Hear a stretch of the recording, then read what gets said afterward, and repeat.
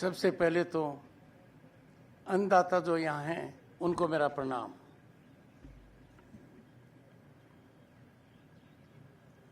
हरियाणा राज्य के महामहिम राज्यपाल बंडारू जी दत्तात्रेय जी,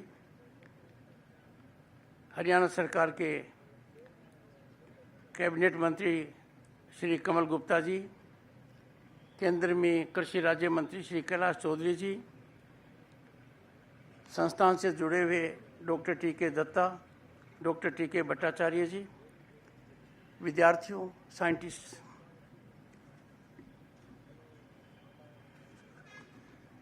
देश की अर्थव्यवस्था में, देश के विकास में, देश के स्थायित्व में किसान का बहुत बड़ा योगदान है। किसान चुनौतीपूर्ण वातावरण में हमारा अन्नदाता है। एक जमाना था तब अन्न की कमी इतनी ज़्यादा थी कि अन्न बाहर से आता था। यहाँ पर जो लोग पुराने हैं उनको पता है कि अमेरिका से कैसे गेहूं आता था। लाल बहादुर शास्त्री जी को नारा देना पड़ा, जय जवान जय किसान। यहाँ तक हालात थे कि उन्होंने देश की खाद्य समस्या को पूर्ति करने के लिए कहा कि सप्ताह में एक दिन शाम का उपवास रखो। हम कहाँ थे, अब कहाँ आ गए। हमारे प्रधानमंत्री नरेंद्र मोदी जी ने किसान की ओर विशेष ध्यान दिया है। उन्होंने किसान के लिए जो नारा दिया वो फलीभूत हो रहा है, जय जवान जय किसान, जय विज्ञान और जय अनुसंधान। पर मेरा आपसे अनुग्रह है, एक बहुत बड़ा बदलाव हो सकता है यदि अगर Indian council of agriculture research, किसान से जुड़े हुए संबंधित प्रतिनिधि, किसान के हित को ध्यान में रखने वाला उद्योग ये ध्यान दे कि किसान जिस चीज़ को पैदा करता है, पशुधन है, कृषि धन है, उसमें किसान का रोल एक तरीके से खत्म हो जाता है और बाकी लोग उसको टेकअप कर लेते हैं। समय आ गया है जब किसान को सोचना पड़ेगा, किसान परिवार के कृषक पुत्रों को सोचना पड़ेगा कि दुनिया में सबसे बड़ा व्यापार यदि अगर आज के दिन कोई है तो कृषि उत्पादन से जुड़ा हुआ है। आप गेहूं को ले लो, चावल को ले लो, बाजरे को ले लो, मिलेट के अंडे को ले लो, थोड़ा जाएं तो सब्जी को ले लो, फल को ले लो, थोड़ा और आगे जाएं तो पशुधन में देख लो, दूध को देख लो। किसान को एक अच्छा मार्केटिंग मैकेनिज्म अपनाना पड़ेगा। किसान को अपने उत्पाद की मलाई खानी पड़ेगी। किसान पिसता रहे और फायदा अन्य लें, जो ले रहे हैं मेरा उनसे कोई विरोध नहीं है, पर किसान के परिवार में प्रतिभा है। किसान को 3 बातों पर खास ध्यान देना पड़ेगा जो मैं कहने आया हूं और मैं पहले भी कई बार कह चुका हूं। किसान को कृषि मंडी के माध्यम से जो कृषि का व्यापार होता है उसमें भागीदारी बढ़ानी चाहिए। The farmer must engage in marketing of its produce. जब ये होगा तो किसान की अर्थव्यवस्था में बहुत बड़ा बदलाव आएगा। दूसरा, किसान जो पैदा करता है उसमें वैल्यू ऐड नहीं करता है, उसमें वैल्यू ऐड कोई और करता है। किसान को भी प्रेरित करना चाहिए, संगठित तरीके से करना चाहिए। In a structured manner we must motivate our farmers that they should engage in value addition of their product. अब किसान के यहाँ सरसों होती है, वो तेल नहीं बनाता है। किसान के यहाँ आलू होती हैं, वो चिप्स नहीं बनाता है। मतलब किसान के यहाँ सब्जियां होती हैं, मार्केटिंग नहीं कर पाता है। किसान का बेस्ट प्रोड्यूस ऑर्गेनिक होता है, बड़ी मेहनत से करता है, he does not get a real value for money. So my very strong suggestion to Indian Council of Agriculture Research that we must have a course जिसमें किसानों के बच्चे बच्चियां उस कोर्स का फायदा ले सकें, how to market agriculture produce. ये इतना बड़ा व्यापार है, the dimension of it is very very large, astronomical है। उसमें किसान को पढ़ना चाहिए, किसान के बच्चे को पढ़ना चाहिए। आज आप नजर दौड़ाइए, आईआईटी का बच्चा, आईआईएम का बच्चा दूध का व्यापार कर रहा है, सफलतापूर्वक कर रहा है, इज्जत से कर रहा है। इतनी बड़ी पढ़ाई की, किसी भी संस्थान में वो करोड़ों रुपए साल के ले सकता था, पर वो दूध का व्यापार कर रहा है, वो सब्जी का व्यापार कर रहा है, वो दूध के अंदर वैल्यू ऐड कर रहा है। हमारे तो घर में बात है, कहते हैं घर जाए का दिन गिनक दांत। आपने तो घर में प्रतिभा है, बचपनों देखा, हाँ कया करना चाहिए।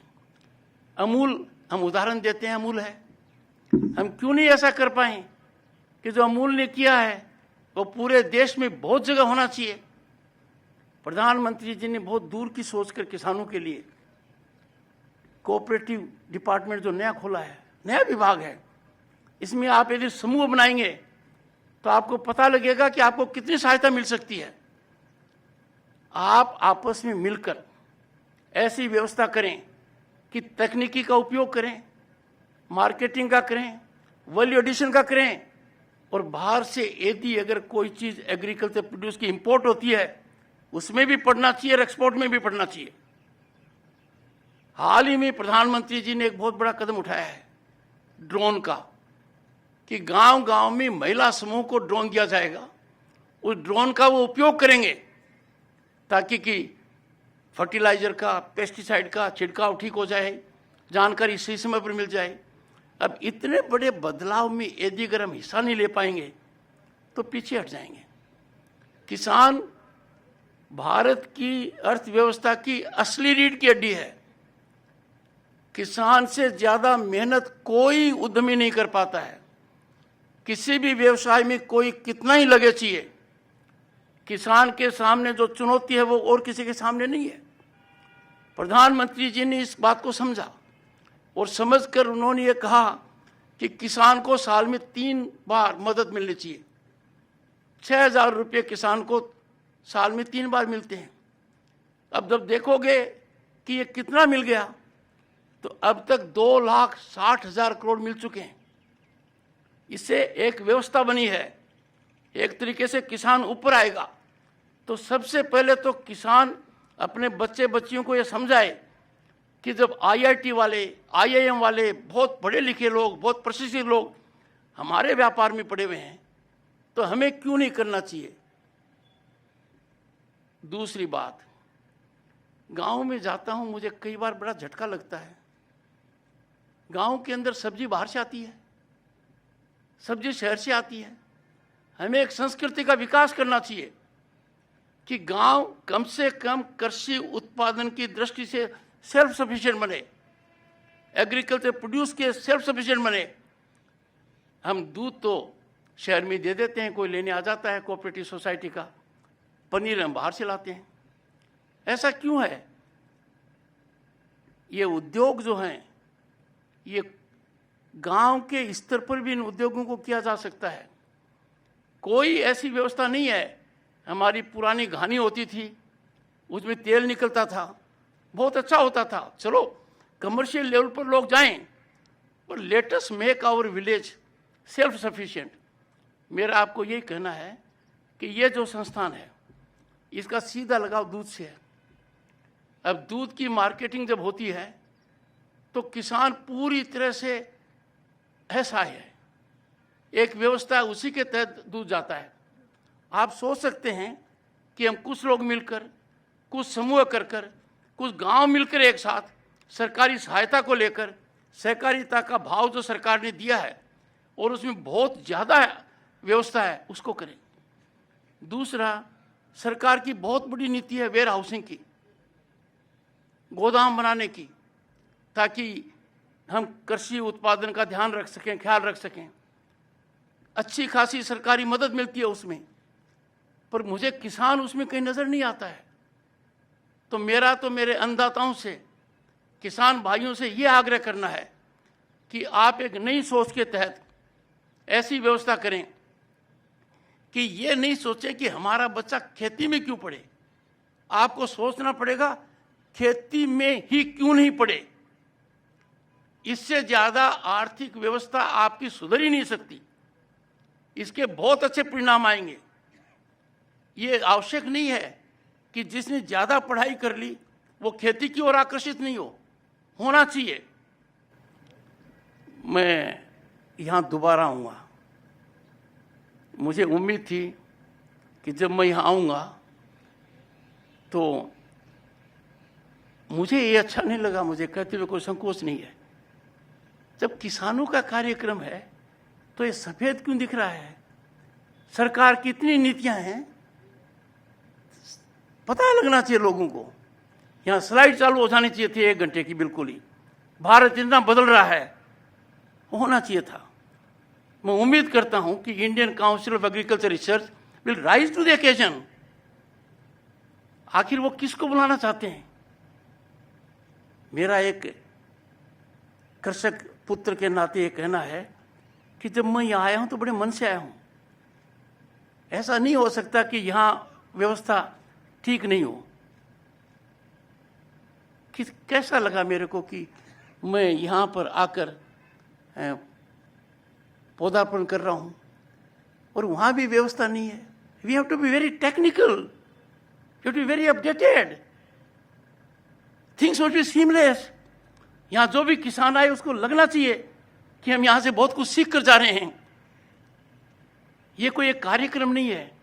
इस संस्थान में कोई भी आए उसको बहुत कुछ ग्रहण करना चाहिए, एकदम नजर आना चाहिए। मैं जानता हूं बहुत कुछ हो रहा है। हमारे वैज्ञानिक in agriculture they are best in the world, पर they must get full support.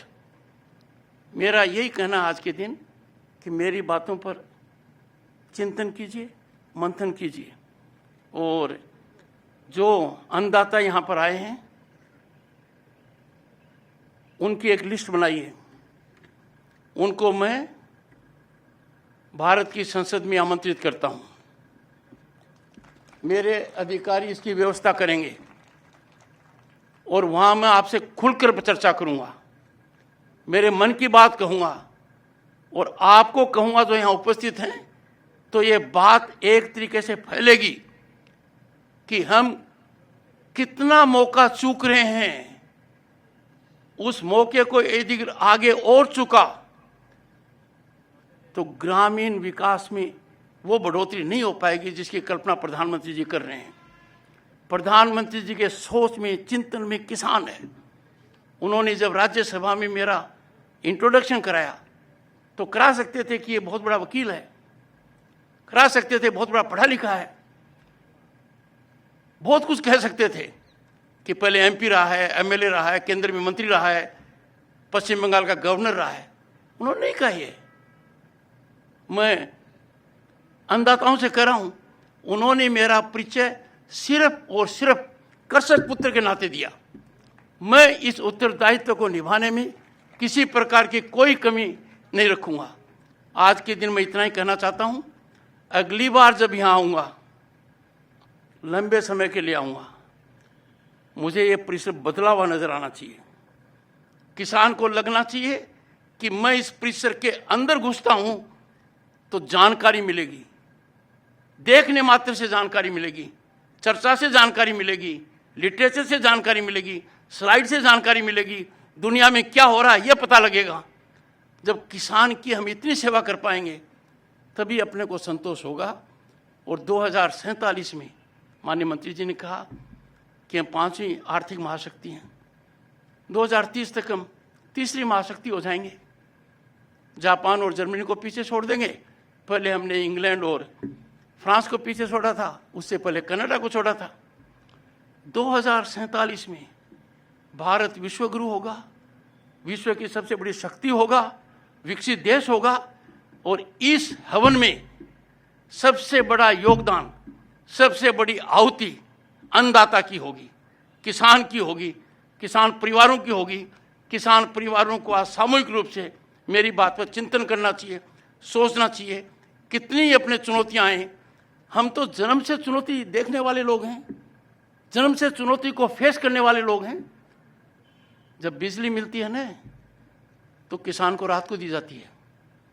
यह मैंने तब से देखा है जब से मैं बच्चा था, पहली बार बिजली आई थी। उद्योग को दिन में भी मिलती है। अब हालात बदल गए। 10 साल के अंदर किसान प्रधानमंत्री जी की 1 नंबर की प्रायोरिटी है। वो किसी भी प्रकार ये नहीं चाहते कि किसान मजबूत नहीं हो। उनकी उम्मीद है, आशा है और मुझे कॉन्फिडेंस है कि किसान के बारे में जो उनकी सोच है उसको हम सब मिलकर सार्थक करेंगे, मजबूती से करेंगे और एक बड़ा बदलाव लाएंगे। और जो सहकारिता विभाग नया बनाया है उसका भरपूर सबसे ज़्यादा फायदा किसान को मिलना चाहिए। यहाँ के विद्यार्थियों को जाकर यही करना है। आप सबको बहुत बहुत शुभकामनाएं।